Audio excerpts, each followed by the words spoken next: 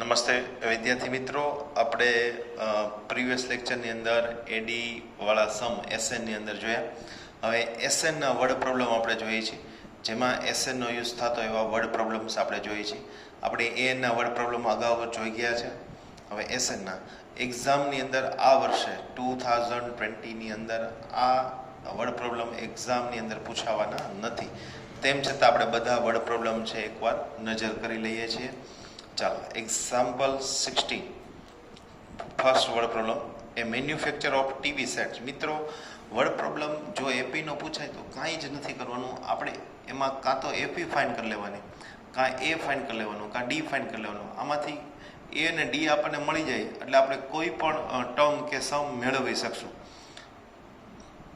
Manufacture of TV sets produce 600 sets in the third year. Third યરમાં એ કેટલા manufacture કરે છે ટીવી? 600. અને 700 set in seventh year. Seventh યરમાં એ 700 ટીવી સેટ પ્રોડ્યુસ કરે છે. Assume that the production is increase uniformly by fix number every year. એટલે એક ફિક્સ નંબરથી દર વર્ષે ટીવી સેટ છે એ પ્રોડ્યુસ કરે છે. તો ફાઇન શું ફાઇન કરવાનું છે? The production in the first year, એટલે ફર્સ્ટ ટર્મ એ ફાઇન કરવાનું છે. ધ પ્રોડક્શન ઇન 10 યર, એટલે એ 10 ફાઇન કરવાનું છે. અને the total production in first 7 year, એટલે ટોટલ સમ એટલે S7 ફાઇન કરવાનું છે. એટલે આપણે A10 અને S7 ફાઇન કરવાનું છે. તો આપણી પાસે શું ગિવન છે? તો here A3 is equal to 600 અને A7 is equal to 700. Third યરમાં 600 અને 7 યરમાં 700 આપણી પાસે ટીવી સેટ તૈયાર થાય છે. તો આની ફોર્મ્યુલા શું થશે? A plus 2D is equal to 600. આની ફોર્મ્યુલા શું થશે? A plus 6D is equal to 700. બંનેનો એલિમિનેશન કરીએ તો ઇક્વેશન 2 માઇનસ ઇક્વેશન 1, એટલે A plus 2D minus A plus 6D બેનું સબટ્રેક્ટ કરશું તો માઇનસ માઇનસ માઇનસ, અહીં થશે માઇનસ 4D અને અહીંયા થશે માઇનસ 100. આ એનો સબટ્રેક્ટ કેટલો થશે? માઇનસ 100. માઇનસ 4 ડિનોમિનેટરમાં જશે એટલે 100 ડિવાઈડ બાય 4 કરશું તો આપણી પાસે 25, એટલે ડીની વેલ્યુ આપણી પાસે મળી જશે. આ ડીની વેલ્યુ ઇક્વેશન 1 અથવા 2 ગમે એમાં ડીની જગ્યાએ 25 પુટ કરશું એટલે આપણને એ મળી જશે. તો D is equal two 5 put in equation 1. આપણે ઇક્વેશન 1માં એને પુટ કરી તો ઇક્વેશન 1 આપણી પાસે છે A plus 2D is equal to 600. ડીની વેલ્યુ 25, 25 ટુ ઝા 50, 50 ઓલી સાઈડ જશે એટલે 600 માઇનસ 50 એટલે 550. તો જે આપણે ફર્સ્ટ મેળવવાનું હતું એ આપણને મળી ગયો છે. હવે A10 મેળવવાનો છે તો A10ની શું ફોર્મ્યુલા થશે? A plus 9D. તો એ તો આપણી પાસે ગિવન છે 550, ડી પણ છે 25, તો 25 9 ઝા 225, બેનો સમ કરશો એટલે 775, એટલે A10 પણ આપણને મળી ગયો છે. પછી આપણે મેળવવાનું છે S7. તો SNની ફોર્મ્યુલા લગાડશો એટલે SNની n/2 2A plus n minus 1 into D. તો n એટલે 7 એટલે S7 7/2 2A એ આપણી પાસે 550 છે. ડી પણ આપણને મળી ગયો છે 25 અને n એટલે 7 માઇનસ 1. 550 ઇન્ટુ 2 એટલે 110, 6 ઇન્ટુ 25 એટલે 150. આ બેનો સમ કરશો એટલે 1250, એટલે 7/2 2 કેન્સલ થશે એટલે 625. 625 મલ્ટિપલ 7 કરશો એટલે 4375. તો S7 આપણને મળી જશે 4375. તો આવી રીતે આપણે જે ત્રણેય વસ્તુ માંગી હતી એને આપણે લખી નાખીએ. તો the production in first year 550 TV set, production in 10 years 700 TV set, અને total production in first 7 years are 43750. તો આ રીતે આપણને દરેક સમ અને ટર્મ આપણને મળતા જાય છે. હવે આપણે નેક્સ્ટ છે એ વર્ડ પ્રોબ્લેમ આપણે બરાબર જોતા જઈએ. ક્વેશ્ચન 15, એક્સરસાઇઝ 5.3 નો a contractor on construct jobs specifies in penalty for daily completion beyond a certain date follows: rupees 200 for the first day, 250 for the second day, 300 for the next day. The penalty of each succeeding the day being rupees 15 more than for preceding day. How much money of the contractor has to pay as penalty if has delay at work by 30 days? જો અહીંયા આપણે આને રકમને બરાબર સમજીએ તો contractor છે એમાં જો એનું જે પેનલ્ટી લાગવાનો જે છે એ ચાર્જ છે પહેલા દિવસનો 200 છે, 200 છે, પછી 250 એટલે 50 રૂપિયા વધ્યો, ત્રીજા દિવસે 300 એટલે બીજા 50 રૂપિયા વધ્યો. એટલે આપણી પાસે એપી આપણી પાસે તૈયાર છે. દર વખતે 50 રૂપિયા વધતા જાય છે, અહીં દેખાય જ છે. હવે તમને એમ કીધું છે કે આવી જ રીતે જો પેનલ્ટી દર દિવસે લાગતી જાય તો 30 દિવસમાં કુલ કેટલી પેનલ્ટી લાગે? તો 30 દિવસની પેનલ્ટી એટલે ખરેખર આપણે શું ફાઇન કરવાનો છે? S30. ખરેખર આપણે શું ફાઇન કરવાનો છે? S30. તો આપણી પાસે પેલા એપી ગિવન છે એનું લખીએ. હિયર એપી ઇઝ 200, 250 અને 300. આપણી પાસે અપ ટુ એટલે એપી રેડી થઈ ગઈ. એટલે એ એટલે ફર્સ્ટ ટર્મ, ડી એટલે ડિફરન્ટ કરશો એટલે 50, એન એટલે કેટલા દિવસ માટે? તો કે 30 ડેઝ માટે. તો S30 આપણે ફાઇન કરવાનો રહેશે. ચાલો, Sn is equal two n/2 2a plus n-1 into D. S30 30/2 2, a ની વેલ્યુ 200, 30 - 1 d ની 50. 30 - 2 એટલે 15 થઈ ગયા. 200 ઇન્ટુ 2 એટલે 400. 29 ઇન્ટુ 50 એટલે 1450 અને 400. આ બેનો પ્લસ કરશો એટલે 1850 થઈ જશે ઇન્ટુ 15. એટલે S30 આપણને મળી જશે 27750 અને 27,750 આપણને ટોટલ એનો જે વર્કર છે એ લોકોનું જે પેનલ્ટી લાગશે 30 ડેઝની આટલી લાગશે. એટલે thus the contractor has to pay penalty ₹27,750 આપણને મળી જશે. ચાલો, એના પછીનો આપણે નેક્સ્ટ વર્ડ પ્રોબ્લેમ આપણે જોઈએ. 5.3 question number 60. Sum of ₹700 is to be used and give 7 cash prize to student per school their overall academic performance. કુલ જે સ્કૂલ છે એની પાસે 700 રૂપિયા છે, એટલે 700 રૂપીઝ એની પાસે ટોટલ પડ્યા છે. એમાંથી એને કેટલા પ્રાઇઝ આપવાના છે? 7 પ્રાઇઝ આપવાના છે. If each prize is 20 rupees less than in preceding prize. આપણે દરેક પ્રાઇઝ છે એ પહેલા પ્રાઇઝ કરતાં 20 રૂપિયા ઓછું આપવાનું છે. તો find the value of each of prize, એટલે દરેક પ્રાઇઝની આપણે વેલ્યુ ફાઇન્ડ કરવાની છે. મિત્રો બરાબર સમજો, આપણી પાસે સમ ઓફ 700 આપ્યો છે એટલે કે આપણી પાસે SN ગિવન છે અને N એટલે કેટલા છે? તો કે 7 પ્રાઇઝ છે એટલે N પણ ગિવન છે એટલે N 7 થઈ ગયો, SN 700 થઈ ગયો. દરેક વખતે 20 રૂપિયા આપણે ઇનામ છે, પ્રાઇઝ છે ઓછું દેવાનું છે. એટલે ડી પણ આપણી પાસે ગિવન છે -20. તો એ અને SN અને ડી બધું ગિવન છે. એ ઇક્વલ ટુ ક્વેશ્ચન માર્ક એટલે એ ફાઇન્ડ કરવાનું છે. તો આપણી પાસે SN is equal two n/2 2a plus n-1 into D. SN 700, n ની વેલ્યુ 7/2 2a, n એટલે 7 - 1 d -20. 2 સામે જશે મલ્ટિપલમાં એટલે 1400 થઈ જશે ઇન્ટુ 7.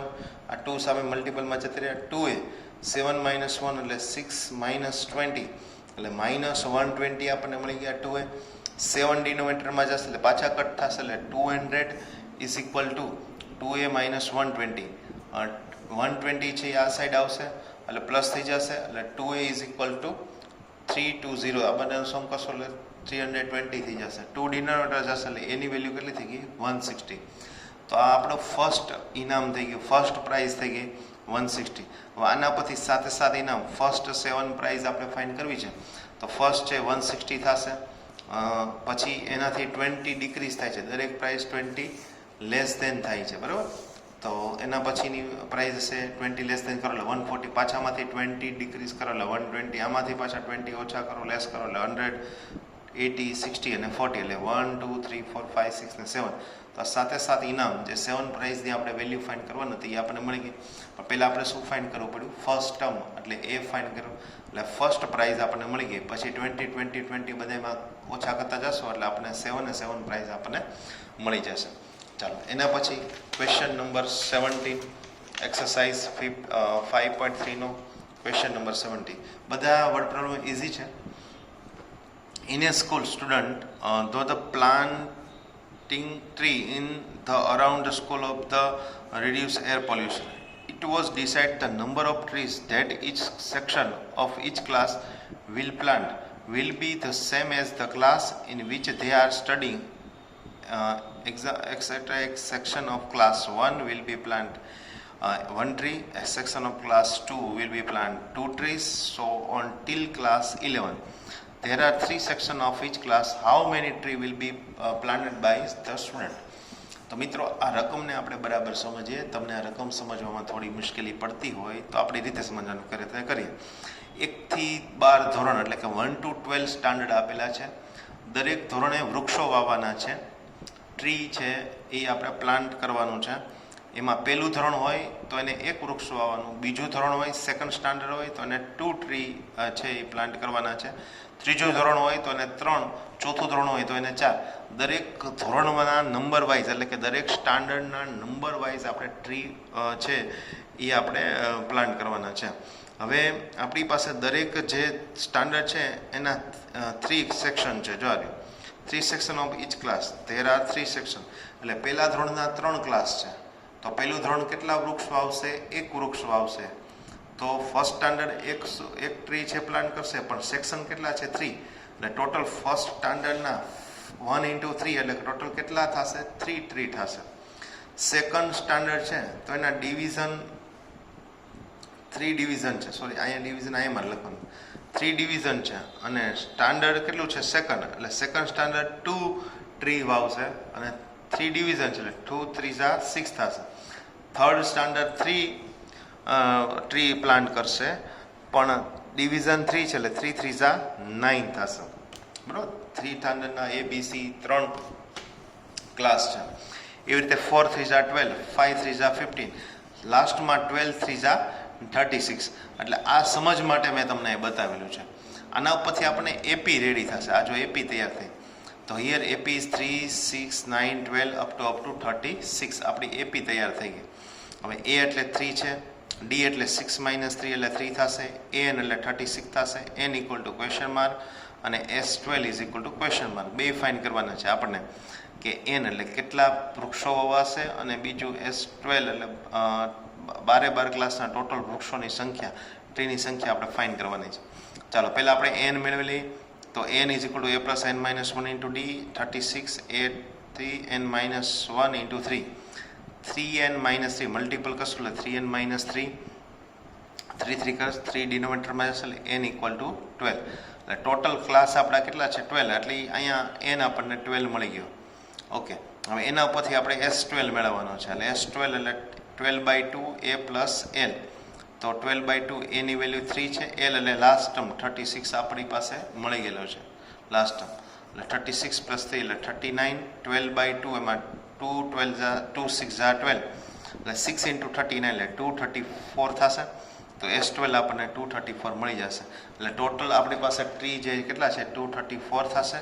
અને n છે આપણે ટોટલ સેક્શન સહિત આપણે ક્લાસ જોશો તો 12 ક્લાસ આપણી પાસે મળી જશે. ચાલો આના પછીનો વર્ડ પ્રોબ્લેમ છે સ્પાઇરલ વાળો, તે પણ આપણે બરાબર જોઈએ. આપણી પાસે એક સ્પાઇરલ આપેલું છે. હું મારી રીતે આ રકમને સમજાવવા માંગુ છું. એને સેન્ટર રાખી અને આ પહેલું સેમી સર્કલ આપણે ડ્રો કરવાનું છે. એને સેન્ટર રાખી પછી બીને સેન્ટર રાખી અને સેકન્ડ સેમી સર્કલ ડ્રો કરવાનું છે.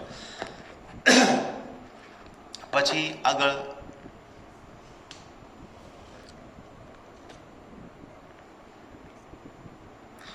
થર્ડ પાછું આપણે એને સેન્ટર રાખી અને થર્ડ સેમી સર્કલ ડ્રો કરવાનું છે. એને સેન્ટર રાખી પાછો બીને સેન્ટર રાખી અને ફોર્થ સેમી સર્કલ ડ્રો કરો. એટલે આમ સેમી સર્કલ બનતા એક સ્પાઇરલ જેવી ડિઝાઇન થાય છે. આ સ્પાઇરલ જે બનતો જાય છે એની ટોટલ લેન્થ આપણે ફાઇન્ડ કરવાની છે. તો સ્પાઇરલની ટોટલ લેન્થ ફાઇન્ડ કરવા માટે આપણે આપણી પાસે દરેક રેડી હોવી જોઈએ. તો રેડી આપણી પાસે ગીવન છે 0.5 સેમી, 1.5, 2. એટલે આપણી પાસે રેડી છે. હવે એક સેમી સર્કલ જે બન્યું એની લેન્થ કેટલી થાય? તો કે ટોટલ એની જે સર્કમફરન્સ છે એની કરતાં હાફ થાય. તો ટોટલ સર્કમફરન્સ કેટલો થાય? 2πr. તો સેમી સર્કલની લેન્થ કેટલી થાય? πr થાય. આની કરતાં હાફ થાય એટલે πr થાય.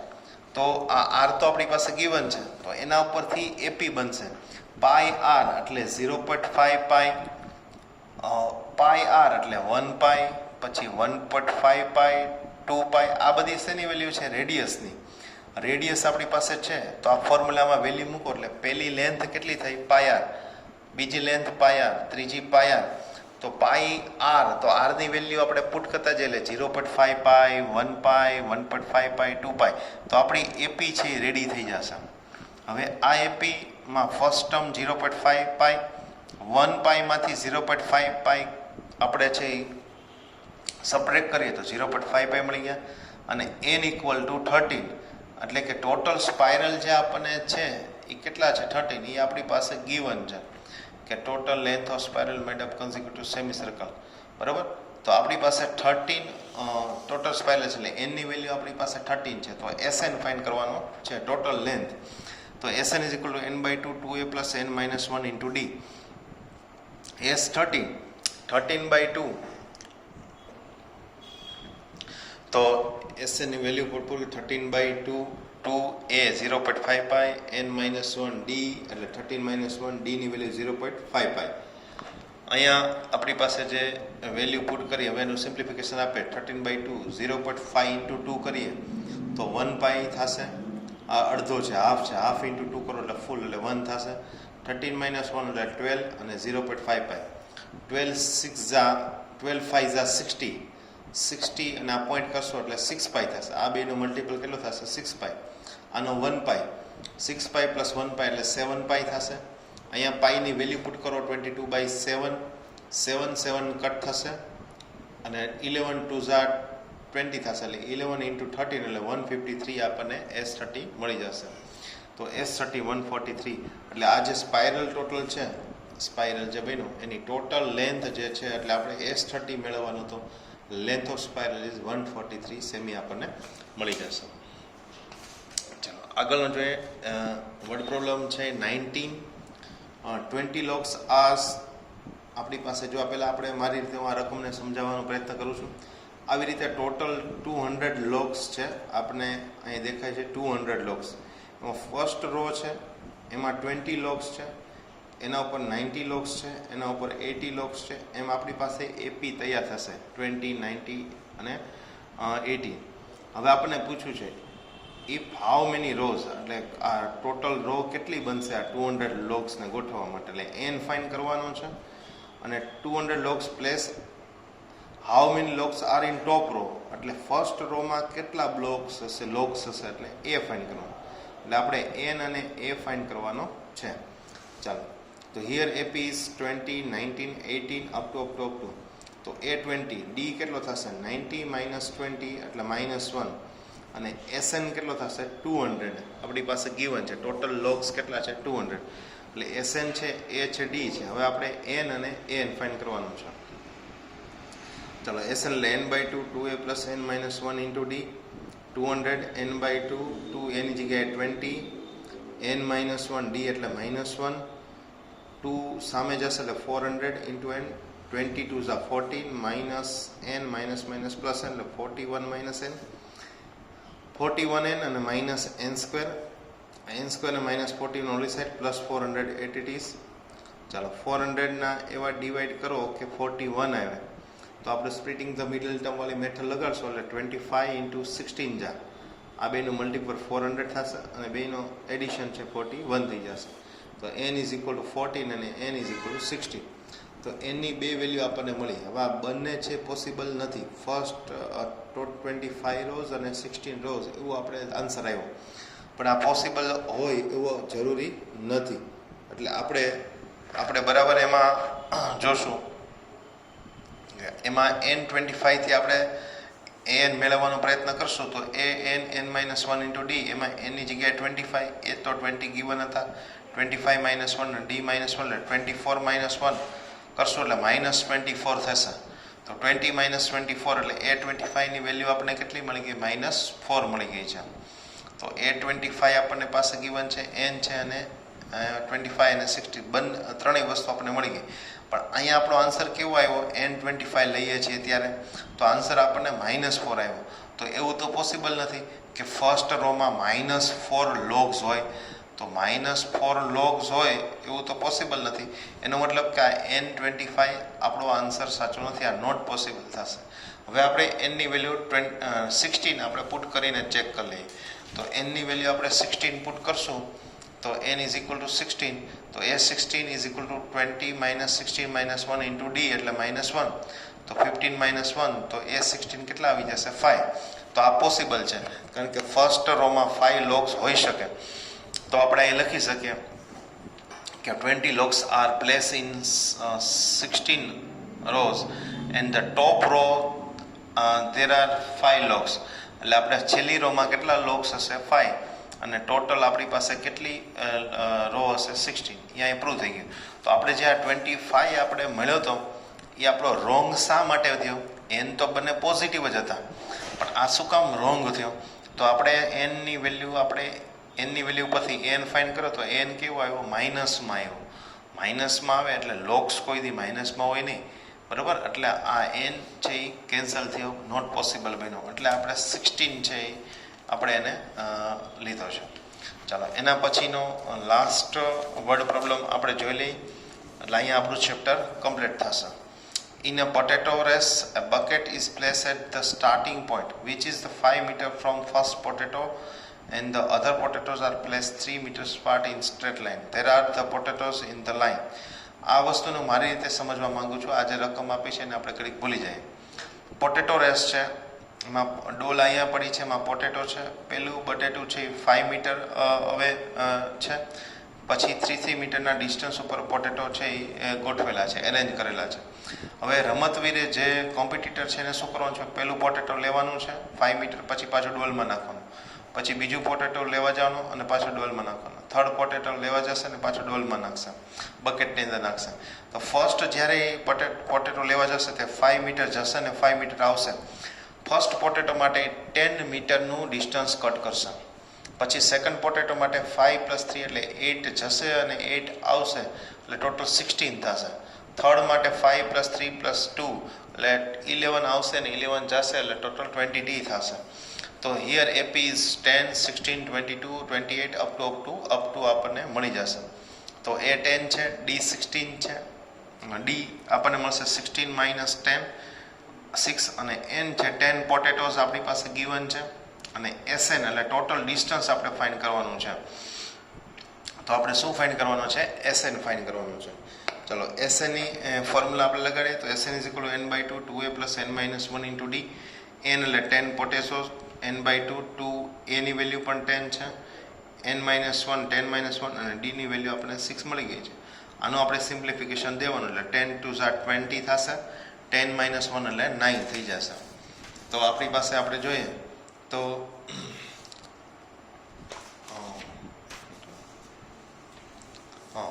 આપણે આનું સિમ્પ્લિફિકેશન દઈએ તો S10 = 2 × 5 = 10 એટલે 5 થશે, અહીંયા 20, અહીંયા 9, 9 × 6 = 54 આપણી પાસે થશે, બરાબર? એટલે આપણી પાસે S20 + 54 આપણી પાસે આવી ગયા છે. 54 + 20 કરશું એટલે 74, એ બેને મલ્ટીપલ કરશું એટલે 370 થશે. તો total distance of competitor has to run is 370 metres. એટલે 10 પોટેટોસ એને લેવા માટે, આ 10 બટેટા લેવા માટે એને કેટલું ડિસ્ટન્સ કવર કરવું પડશે? આમથી આમ ટોટલ એને 370 ડિસ્ટન્સ એને કવર કરવું પડશે. મિત્રો, અહીંયા આપણો આ વર્ડ પ્રોબ્લેમનો પોર્શન અને એસએનનો પાર્ટ પૂરો થયો અને ચેપ્ટર પણ આપણું કમ્પ્લીટ થયું. ચેપ્ટર નંબર 5 આપણે કમ્પ્લીટ કરીએ છીએ. અહીંયા વર્ડ પ્રોબ્લેમ છે એ એક્ઝામની અંદર નથી પૂછાવાના, છતાં આપણે એને એકવાર જોઈ લેવા પડશે.